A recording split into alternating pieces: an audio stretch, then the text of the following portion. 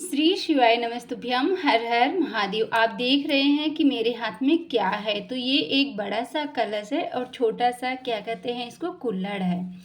तो इसी से आपको उपाय करना है। सोमवार के दिन, बैसाख महीने में सोमवार पड़ जाए या मासिक शिवरात्रि हो या प्रदोष हो, 3 तिथियों पे आपको यह उपाय करना है। बैसाख महीने में आप जरूर करिएगा। इस उपाय को करने से क्या होता है, आपके घर में कोई बड़ी बीमारी प्रवेश नहीं करती है। जैसा कि आप सभी को पता है कि घर में अगर कोई भी व्यक्ति परेशान है तो जीवन बहुत ही संकट में कटता है।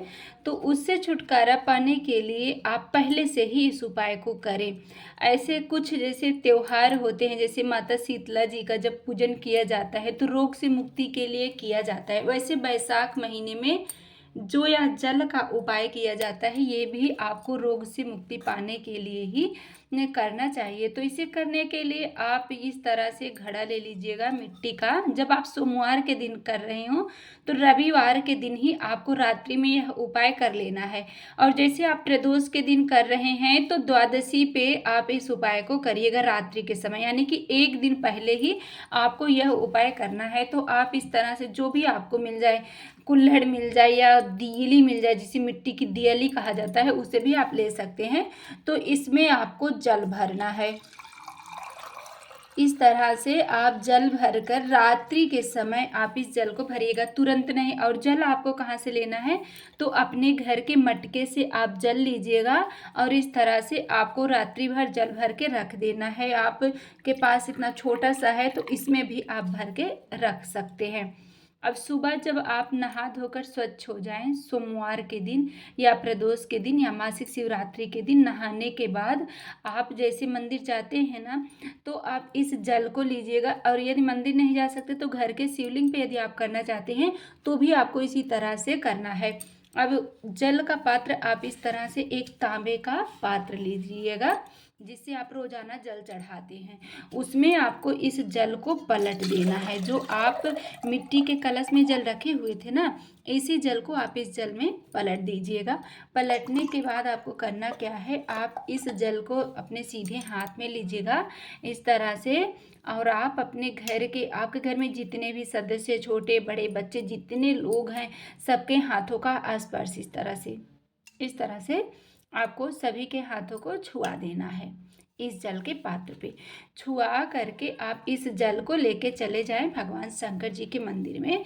मंदिर में आप जाएं तो जब आप इस जल को समर्पित कर रहे हो तो आपको बोलना है कुंदकेश्वर महादेव। महादेव का बहुत ही प्यारा सा यह नाम है, कुंदकेश्वर महादेव। रोग मुक्ति के लिए इसी नाम से उपाय किया जाता है। तो आप कुंदकेश्वर महादेव का नाम लेकर के इस जल को शिवलिंग पे समर्पित कर दीजिएगा। साथ में आप एक बेलपत्र भी ले सकते हैं, एक चावल का दाना। लेकिन कल सोमवार है तो साथ में आपकी एकादशी तिथि भी है, तो आप चावल का प्रयोग नहीं करते तो बेलपत्र ले लें या पुष्प ले लें, कुछ भी आप ले सकते हैं। और एक बहुत ही अचूक सा उपाय है जो आपको एकादशी के दिन अवश्य करना चाहिए। जैसे आपके घर में धन संपदा आता है, रुकता नहीं है, पैसों की बड़ी किल्लत है, तो आप एक लोटा जल लीजिएगा। इस जल के पात्र में आपको डालना है बेलपत्र।